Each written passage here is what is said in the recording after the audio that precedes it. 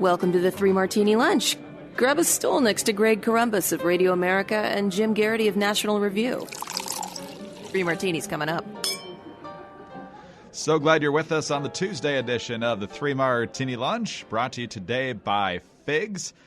Get that Christmas gift that your favorite doctor, nurse, or other medical professional would love to have. Comfortable scrubs and other gear that they need every single day, and you can save money doing it. Go to wearfigs.com and enter the promo code Martini at checkout. More on that in a little bit. Jim, we have good, bad, and crazy martinis today, so there's actually some good news to talk about. And the good news comes in the term of polling.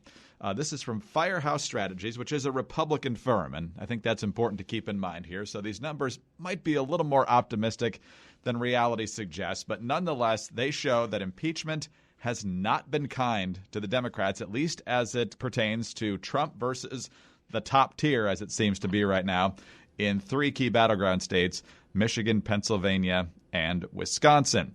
Now, according to Firehouse Strategies, back in March, Joe Biden led President Trump by 12 in Wisconsin, 7 in Pennsylvania, and just barely a fraction of a point in Michigan. In September, he was still ahead in all three states, but between 2 and 4 points, let's say. And now it's Trump by 9 in Wisconsin, 5 in Michigan, and 4 in Pennsylvania. And it's not just Biden. You might be thinking, oh, corn pop, letting kids comb my leg hair, stacking spaghetti jars, whatever. It's not just that. It's everybody. In Michigan, Trump leads Biden by 5, Warren by 9, Sanders by 6, and Buttigieg and Bloomberg by 11 each. In Pennsylvania, it's Trump by 5 over Biden, 7 over Warren, 10 over Sanders, 6 over Mayor Pete, and 4 over Bloomberg. And then in Wisconsin, again, 9 over Biden, 13 over Warren, 13 over Sanders, 11 over Buttigieg, and 12 over Bloomberg. So, Jim, if these numbers are even close to chronicling what's happened here since the impeachment process really got ramped up in the last couple of months, this is a massive backfire politically. It is. And, you know, I'm sure Democrats don't like being reminded that not all states are created equal, so to speak. But it doesn't really do them a lot of good, because you look at the polling numbers overall.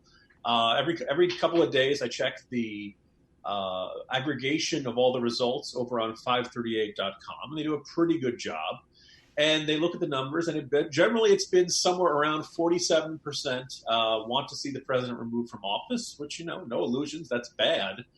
And the people who say, no, I do not want to see that happen, are in the 44%. Now, on the one hand, if you're the White House, you'd much rather have the no, I don't want to see him removed higher number of percentage that have them saying, yes, I do want to see him removed. On the other hand, 47% is not a majority, and it comes out to being in most polls relatively close. So it kind of comes down to like, all right, do you want to remove the president with the country split 47-44? And oh, by the way, Greg, does it seem weird that means about pretty consistently 9 to 10% don't have an opinion on removing the president from office? It seems weird, but some people have lives, and other people just don't care about politics. So I guess that's what's happening there. My suspicion there is that everyone knows that you're not going to get 67 votes in the Senate. So they kind of tuned this out, and they haven't really paid much attention to it. If the Democrats were like 2 votes away, right, and Romney and Murkowski flipping would mean that Trump would leave office, I think we'd all be tuned into this, with extraordinary attention and passion, and people would be following every little twist and turn, and people would really be emotionally invested in this. Everybody knows this is an entirely symbolic process, right? This is now this is super censure, right?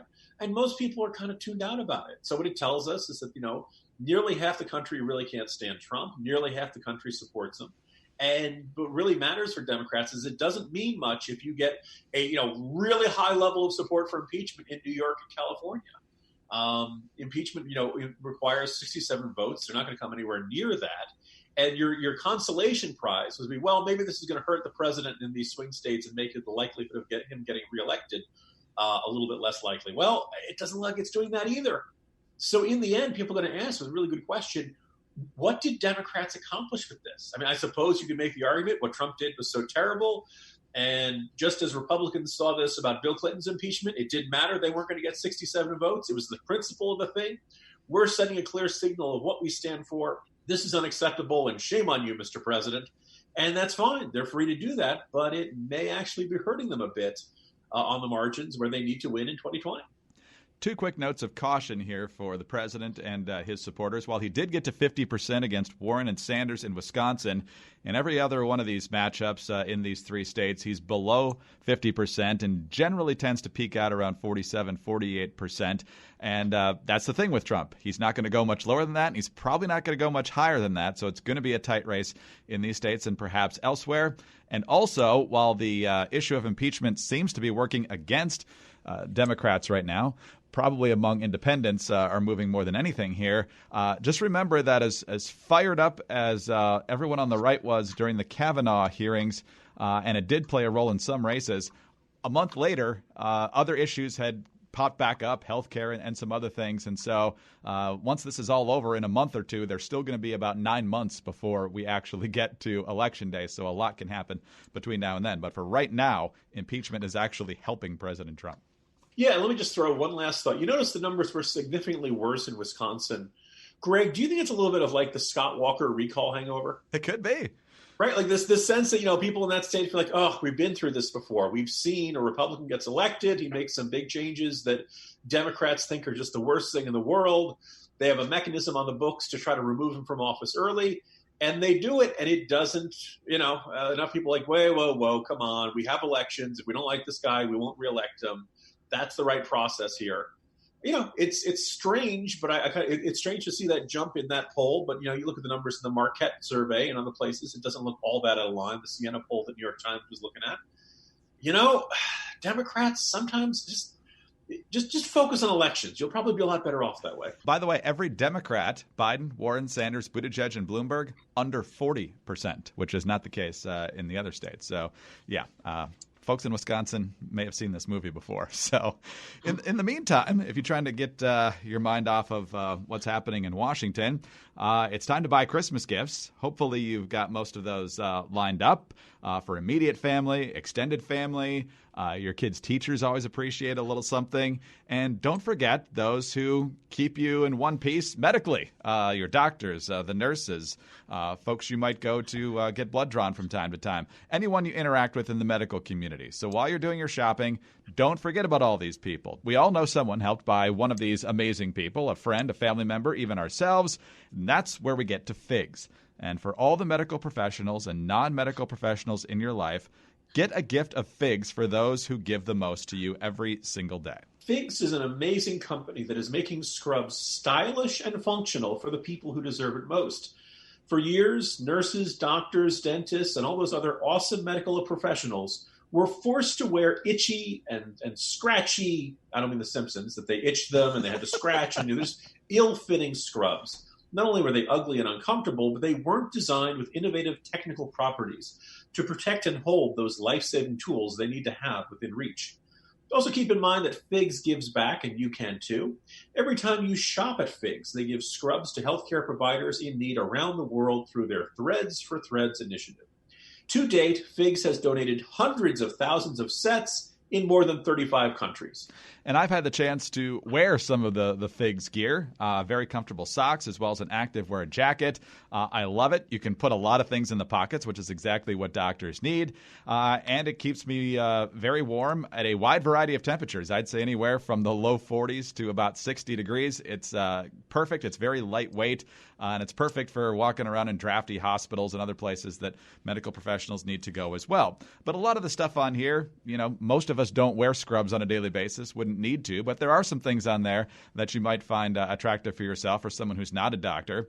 But if you've got a favorite doctor, and I'm guessing you do, or a dentist or some other medical professional, head over to wearfigs.com. Put in the promo code Martini at checkout and surprise them. You'll make their day this holiday season. So show how much you care. Figs is going to make it easier by providing you with 15% off your first purchase by using the code Martini.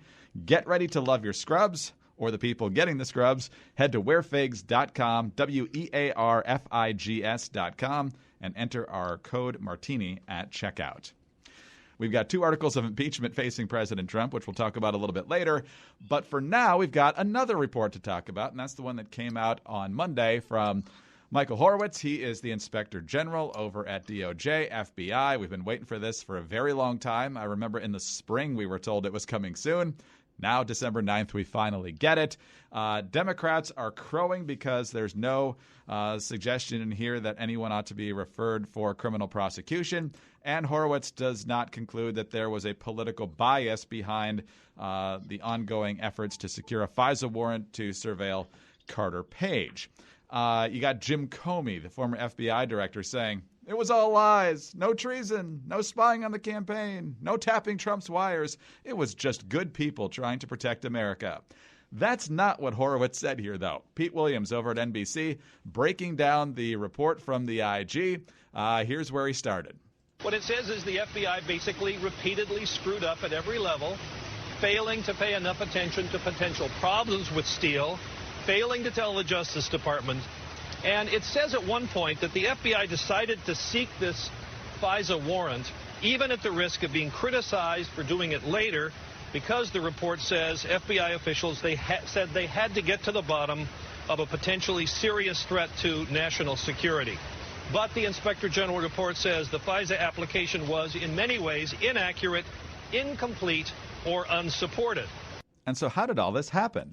As for why these things happen, the Inspector General says it reaches no conclusions about that. It says it received no satisfactory explanation about how all these mistakes happened.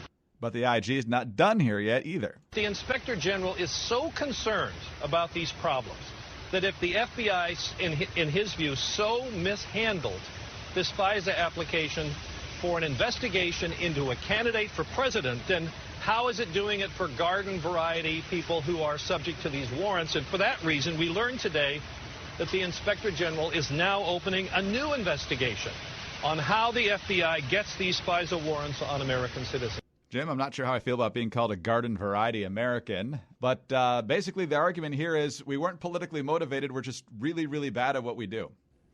Yeah, and let's also keep in mind all of our mistakes just happen to go in one direction. Right. If this is an exoneration, I'd hate to see what the indictment looked like, although I guess the indictment would mean actual criminal charges. Wrote about this in today's Jolt. It's worth noting that John Durham, the U.S. attorney who is looking into the start of this for under the direction of Barr, said, kind of issued who almost he never does interviews. He doesn't write op-eds. He's very tight-lipped. Made a rare, short written statement that basically said, "Hey guys, I'm going to reach my own conclusions. I respect everything that was said, and I respect everything that the Inspector General did. But in the end, I'm going to draw my own conclusions. And the fact that people have not been indicted in this one does not mean that I will not potentially indict them. I believe there's a lot of people looking at this and saying, "Aha, this means that Durham is going to indict him." I don't think you can fairly say that. I think you can merely say that is a possibility, that is within the realm that Durham is going to draw his own conclusions. And if he thinks somebody broke the law in this process, he will do so. The other thing that people may remember me writing this profile of Durham and talking to a lot of people who've been up against him and worked with him and who've come to the conclusion, Durham doesn't take stupid risks. Durham doesn't take a lot of risks as is. He does not bring indictments that he doesn't think he's going to be able to convince a jury, and if he doesn't think he's going to be able to sustain that conviction on appeal.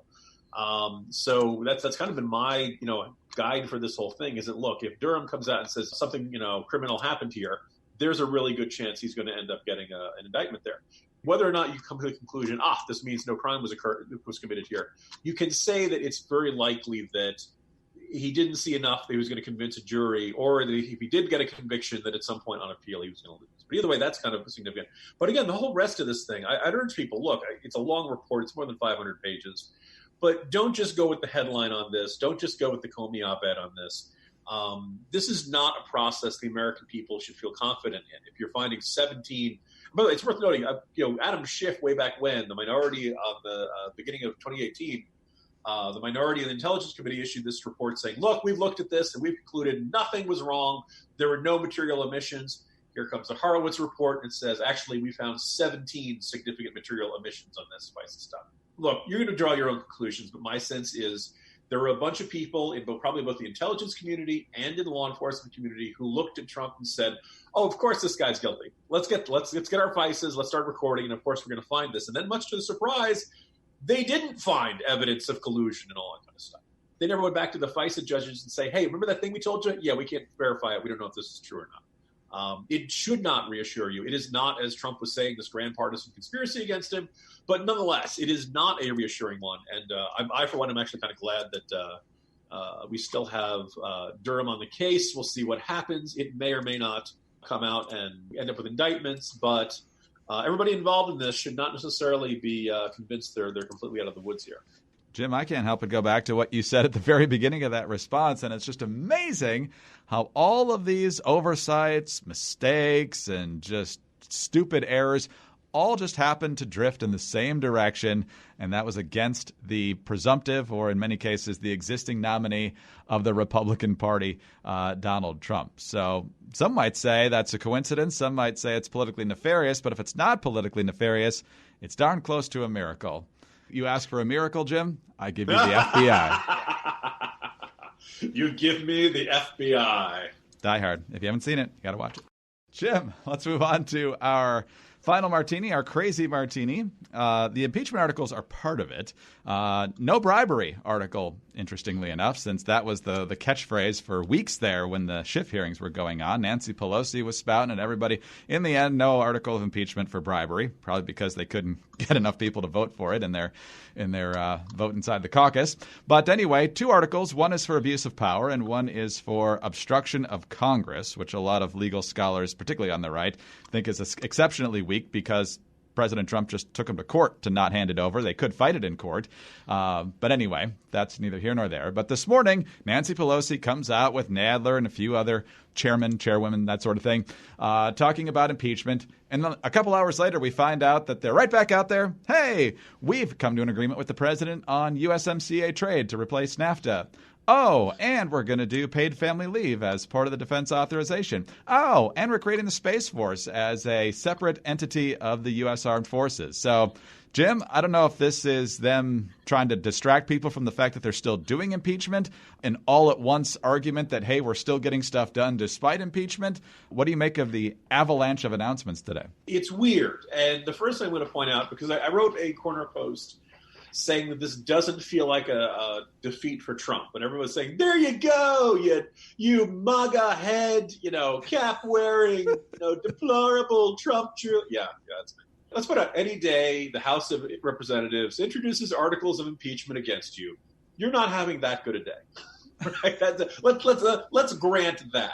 But that having been said, one of the oddities of this process is that we've had I think if you asked Adam Schiff before this process began, if you asked Jerry Nadler before this process began, and if you asked Nancy Pelosi before the hearings began, what would you like to see? I think the hearings kind of went the way they wanted them to, right? The witnesses, there was some secondhand stuff, but by and large, the witnesses painted a very ugly picture of the administration.